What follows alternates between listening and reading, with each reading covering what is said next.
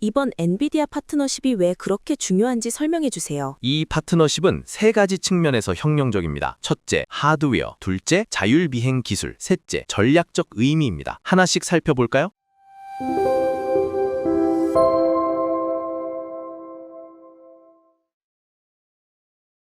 안녕하세요, 청취자 여러분. 데이터형의 기술주 툴파북이 미나 PD입니다. 오늘도 데이터형과 함께합니다. 안녕하세요. 데이터형입니다. 데이터형, 어제 정말 놀라운 뉴스가 나왔더라고요. 자비 에이비에이션이 엔비디아와 손잡았다는 소식 들으셨죠? 네, 10월 28일 발표된 내용인데요. 이건 단순한 파트너십이 아니라 항공산업의 패러다임을 바꿀 수 있는 역사적 사건입니다. 그렇게까지요? 구체적으로 어떤 내용인가요? 네, 엔비디아가 새롭게 출시하는 아이젝스 도어 플랫폼의 항공 분야 유일한 론칭 파트너로 자비를 선정했습니다. 이 플랫폼은 엔비디아의 최신 블랙웰 아키텍처를 기반으로 하는 산업용 AI 컴퓨팅 시스템이에요. 블랙웰이요? 잘 모르시는 분들을 위해 한 번 더 설명해 주시겠어요? 네, 블랙웰은 엔비디아의 차세대 GPU 아키텍처로 현재 AI 붐을 이끄는 호퍼의 후속 모델입니다. 성능이 기존 대비 2에서 4배 향상됐고 특히 AI 추론 작업에서 압도적이죠. 그런 최신 기술을 항공 분야에서 자비가 유일하게 먼저 쓴다는 거네요. 정확합니다. 이게 얼마나 대단한 건지 아시려면 자비가 뭐 하는 회사인지부터 알아야 합니다. 자비는 전기 에어택시 만드는 곳 아닌가요? 맞는데 단순히 전기 비행기를 넘어서 완전 자율 비행을 목표로 하고 있습니다. 그래서 엔비디아와의 협업이 중요한 거죠. 이 파트너십으로 자비의 자율 비행 시스템 슈퍼파일럿이 질적으로 도약할 수 있게 됐습니다. 오늘 정말 흥미진진한 주제네요. 그럼 자비가 뭘 하는 회사인지, EV툴 시장이 뭔지, 그리고 이번 파트너십이 왜 중요한지 차근차근 알아보겠습니다. 네, 오늘은 먼저 EV툴 산업 전반을 살펴보고 자비 에이비에이션의 현황, 그리고 엔비디아와의 파트너십이 가져올 변화까지 전부 다 다뤄보겠습니다. 오늘도 정말 알찬 내용으로 준비했습니다. 본격적으로 시작하기 전에 청취자 여러분께 작은 부탁 하나 드릴게요. 구독과 좋아요 버튼을 꾹 눌러주시면 저희에게 정말 큰 힘이 됩니다. 그럼 지금 바로 시작할게요. 먼저 EV툴이 정확히 뭔지부터 설명해 주세요. 아직 익숙하지 않은 분들을 위해서요. EV툴은 Electric Vertical Takeoff and Landing의 약자입니다. 우리말로 하면 전기 수직 이착륙기죠. 헬리콥터처럼 활주로 없이 수직으로 뜨고 내릴 수 있는데 엔진 대신 전기 배터리로 작동합니다. 아, 그럼 전기로 가는 헬리콥터네요? 비슷하지만 구조적으로 다릅니다. 헬리콥터는 큰 프로펠러 하나로 날지만 EV툴은 여러 개의 작은 전기 모터를 사용합니다. 이걸 분산전기 추진이라고 하는데요. 더 조용하고 안전하며 효율적입니다. 얼마나 조용한데요? 저비의 기체는 헬리콥터보다 100배 이상 조용합니다. 소음 수준이 약 65데시벨인데 이는 일반 대화 수준입니다. 반면 헬리콥터는 90데시벨 이상이죠. 100배요? 그럼 도심에서도 운영할 수 있겠네요. 바로 그게 핵심입니다. EV툴의 목표는 도심 항공 모빌리티, 즉 어반 에어 모빌리티입니다. 출퇴근 시간에 막히는 도로 대신 하늘로 이동하는 거죠. 상상만 해도 멋진데요. 근데 시장 규모는 얼마나 되나요? 여기서부터 본격적으로 흥미로워집니다. EV툴 시장은 폭발적으로 성장하고 있습니다. 2025년 현재 약 12에서 42억 달러 규모인데요. 리서치 기관마다 추정치가 다릅니다. 왜 이렇게 차이가 크죠? 아직 상용화 전 단계라 불확실성이 크기 때문입니다. 하지만 중요한 건 성장률입니다. 대부분의 전문가들이 2030년까지 연평균 25에서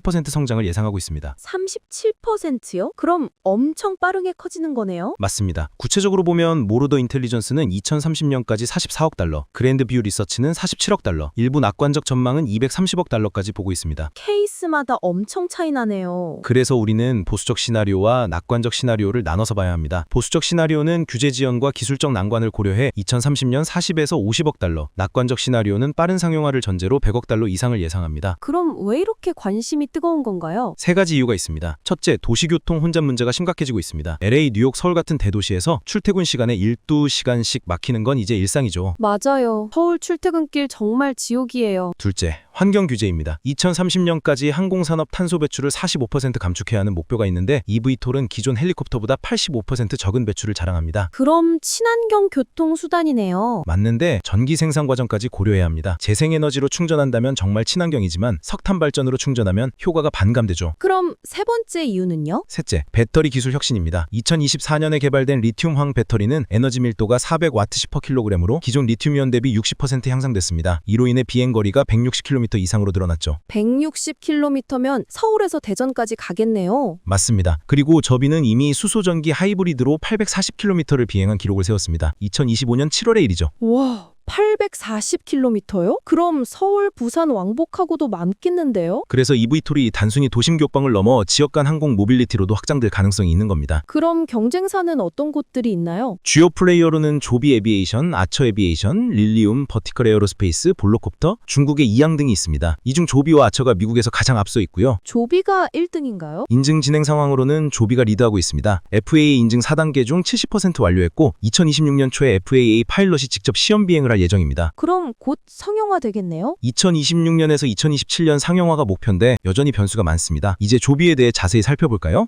조비 에이비에이션이 정확히 어떤 회사예요? 조비 에이비에이션은 2009년 설립된 캘리포니아 기반 회사로 전기 에어택시를 개발하고 있습니다. 창업자 겸 CEO는 조벤 베버리트고요. 현재 직원이 1,700명 이상입니다. 1,700명이면 꽤 큰 회사네요. 네, 그리고 2021년에 스펙 합병으로 뉴욕 증권거래소에 상장했습니다. 티커는 JOBY입니다. 현재 시가총액은 10월 29일 기준으로 약 143억 달러 정도입니다. 143억 달러요? 우리 돈으로 20조 원이 넘네요. 맞는데 여기 중요한 포인트가 있습니다. 조비는 아직 단 1달러의 매출도 없습니다. 순수하게 R&D 단계죠. 매출이 0원인데 시총이 20조 원이요? 어떻게 그게 가능해요? 미래 가치에 대한 베팅입니다. 투자자들은 조비가 2026년, 2027년 상용화에 성공하면 막대한 수익을 낼 것이라고 기대하는 거죠. 하지만 이건 동시에 엄청난 리스크를 의미합니다. 매출이 없으면 회사를 어떻게 운영하나요? 투자 유치로 버팁니다. 조비는 2분기 말 기준 9억 9,100만 달러의 현금을 보유하고 있습니다. 그리고 가장 큰 투자자가 도요타입니다. 도요타요? 자동차 회사가 왜요? 도요타는 2020년부터 조비에 8억 9,400만 달러를 투자했습니다. 그리고 단순 투자를 넘어 제조 노하우를 제공하고 있죠. 조비의 생산 시설은 도요타의 도움으로 구축됐습니다. 도요타 입장에서는 미래의 모빌리티에 대한 투자네요. 정확합니다. 그 외에도 델타, 우버, SK텔레콤 등이 전략적 파트너입니다. SK텔레콤도요? 한국 기업이네요. 네, SK텔레콤은 조비에 1억 달러를 투자했고 한국 시장 진출을 지원하기로 했습니다. 언젠가 서울하늘에서 조비 에어택시를 볼 수도 있죠. 기대되는데요. 그럼 조비의 비행기는 어떤 스펙인가요? 조비의 기체는 5인승, 조종사 1명 플러스 승객 4명이고 최고 속도 320km, 항속거리 160km입니다. 그리고 완전 전기로 작동하며 한 번 충전에 약 15분이 걸립니다. 15분 만에 충전된다고요? 그럼 회전율이 엄청 높겠는데요? 바로 그게 조비의 비즈니스 모델입니다. 에어택시 서비스를 직접 운영하면서 동시에 기체를 다른 항공사에도 판매하는 듀얼 모델이죠. 우버처럼 운영한다는 거네요. 정확합니다. 실제로 조비는 우버 엘리레이트 사업부를 인수했습니다. 그리고 2025년엔 헬리콥터 서비스 업체 블레이드의 승객 사업도 인수했죠. 적극적으로 확장하고 있네요. 그럼 수익 모델은 어떻게 되나요? 조비는 승객 1인당 마일당 3에서 4달러를 목표로 하고 있습니다. 예를 들어 맨하튼에서 JFK 공항까지 15마일이니까 승객 1인당 45에서 60달러 정도죠. 60달러면 우리 돈으로 8만 원 정도? 생각보다 비싸네요. 초기에는 프리미엄 가격이겠지만 규모의 경제가 달성되면 지하철이나 택시 수준까지 내려갈 것으로 전망합니다. 조비는 궁극적으로 연간 500대 생산 체질을 목표로 하고 있습니다. 500대면 적지 않는데요? 네, 그래서 오하이오 데이튼 공장과 캘리포니아 마리나 공장 두 곳을 운영하고 있습니다. 데이튼 공장은 전직 악군 기지로 방위산업 계약도 염두에 둔 거죠. 방위 산업이요? 매우 중요한 부분입니다. 조비는 군용 eVTOL 개발도 하고 있습니다. L3 해리스와 협력해서 하이브리드 버전을 개발 중이고 2026년 초 실전 테스트를 앞두고 있습니다. 그럼 군에 팔면 돈을 빨리 벌 수 있겠네요. 가능성은 있습니다. 미 국방부의 레플리케이터 이니시애티브가 eVTOL 화물 운송에 관심이 있고요. 정찰 임무에도 활용될 수 있습니다. 그럼 조비의 현재 재무 상태는 어떤가요? 2025년 2분기 기준 현금은 9억 9,100만 달러, 연간 현금 소진은 5에서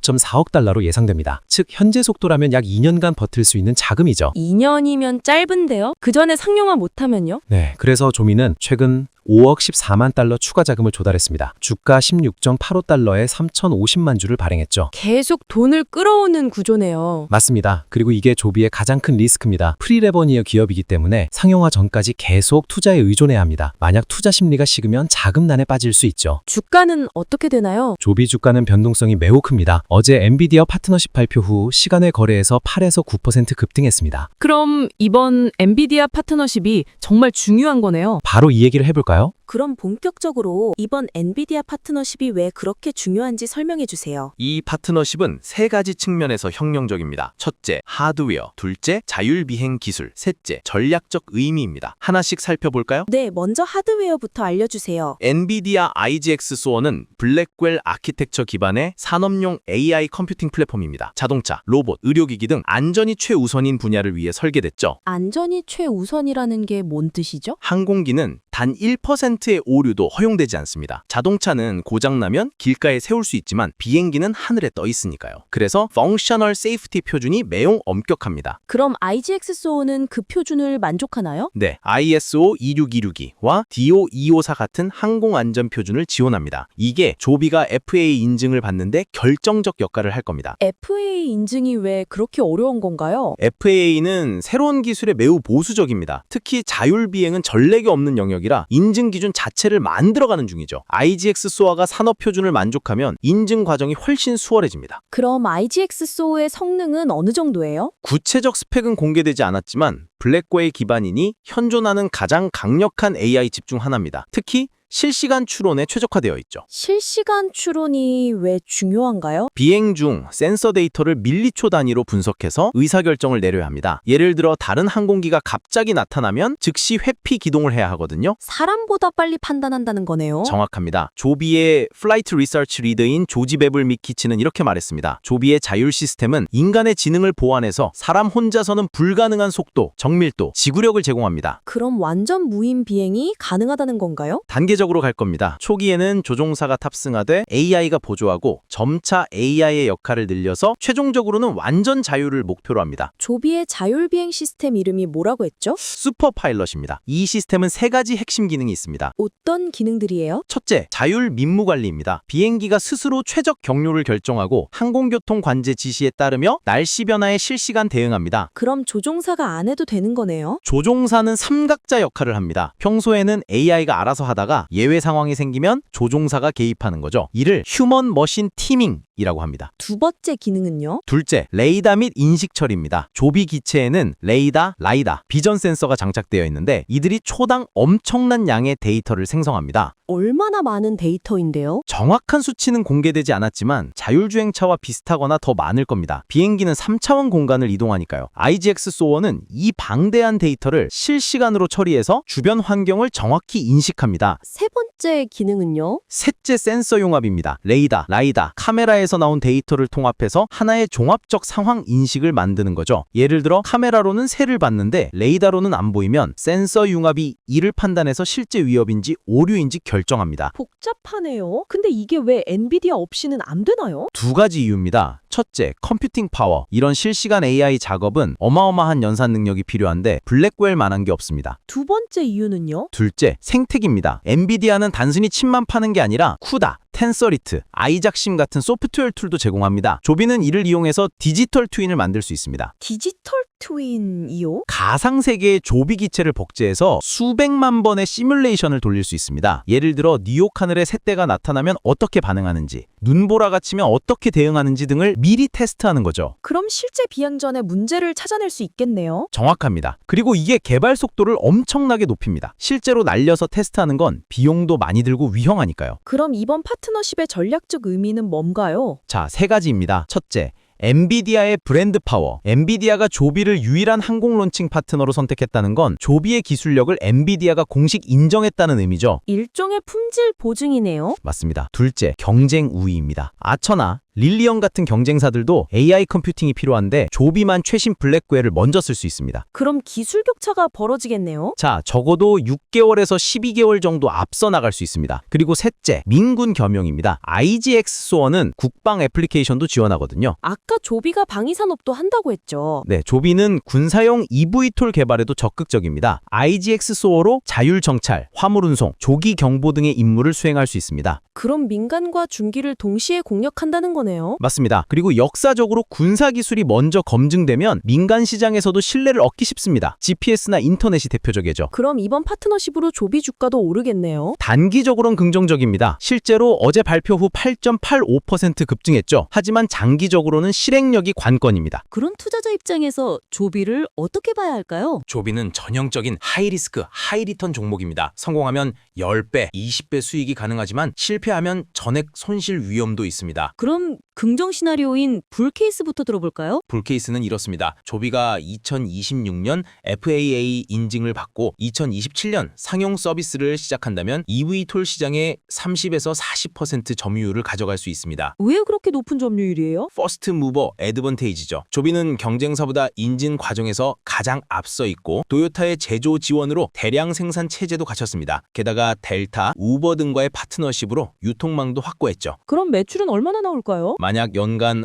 500대를 생산하고 대당 150만 달러에 판매하면 7.5억 달러 매출이 나옵니다. 여기에 에어택시 서비스 수익까지 더하면 2030년까지 10에서 15억 달러도 가능합니다. 놀랐네요. 그럼 지금 시총 150억 달러는 비싼 건가요? 싼 건가요? 2030년 매출 15억 달러에 PSR 10배를 적용하면 기업가치 150억 달러가 나옵니다. 즉 현재 주가는 2030년 완전 성공 시나리오를 이미 반영한 셈이죠. 그럼 상승 여력이 별로 없는 건가요? 만약 시장이 기대보다 빨리 성장하거나 조비의 점유율이 50% 이상 되면 추가 상승 여력이 있습니다. 하지만 기대치가 이미 높아서 리스크 대비 보상은 그리 크지 않을 수 있습니다. 그럼 절망 시나리오인 베어 케이스는요? 베어 케이스는 더 현실적입니다. 첫째, 인증 지연. FAA가 예상보다 까다롭게 나와서 2028, 2029년까지 밀릴 수 있습니다. 그럼 그동안 돈은 계속 나가댔네요? 맞습니다. 조비의 현금은 2년치밖에 없으니 추가 자금 조달이 필요한데 그때쯤이면 투자 심리가 식어서 희석이 심해질 수 있습니다. 두 번째 리스크는요? 둘째, 기술적 난관, 배터리 화재, 소프트웨어 버그, 센서 오작동 등 예상치 못한 문제가 나올 수 있습니다. 항공기는 완벽해야 하니까요. 셋째는요? 셋째, 경쟁 심화, 아처 에비에이션도 만만치 않습니다. 아처는 현금이 17억 달러로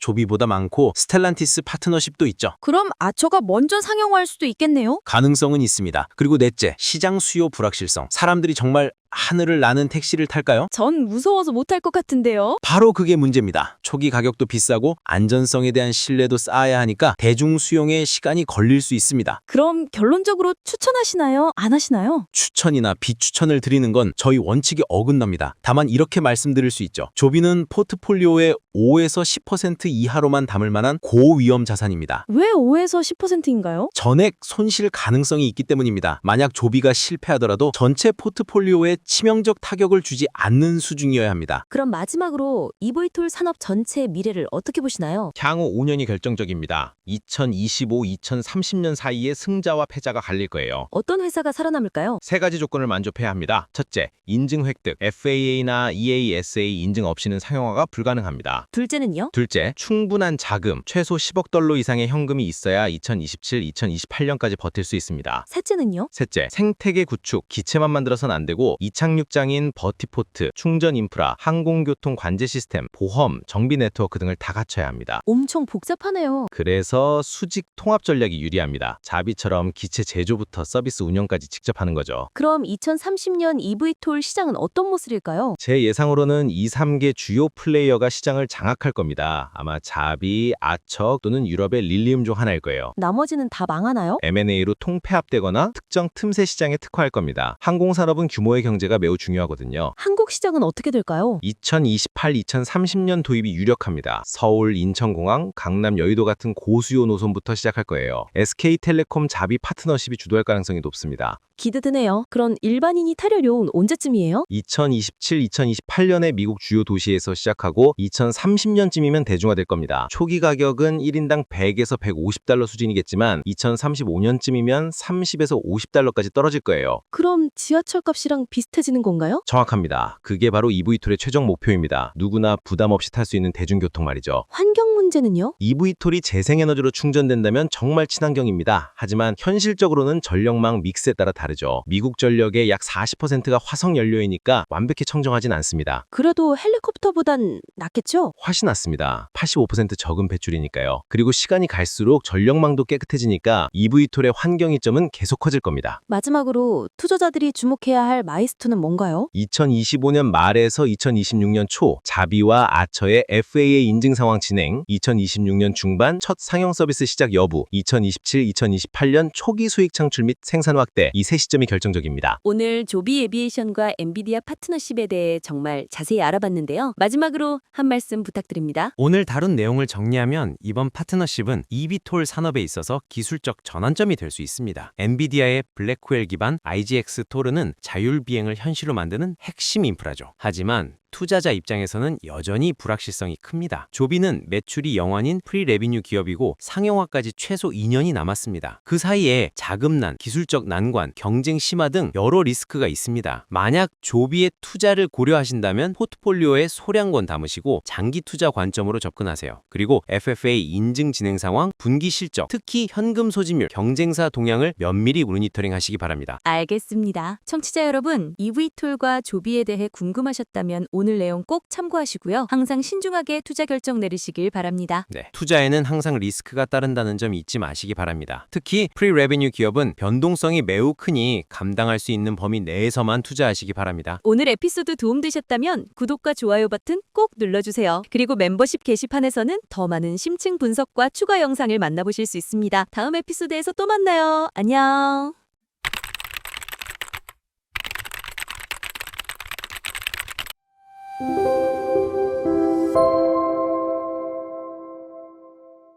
영상이 도움이 되셨다면 구독과 좋아요로 응원해주세요. 여러분의 의견도 댓글로 남겨주세요.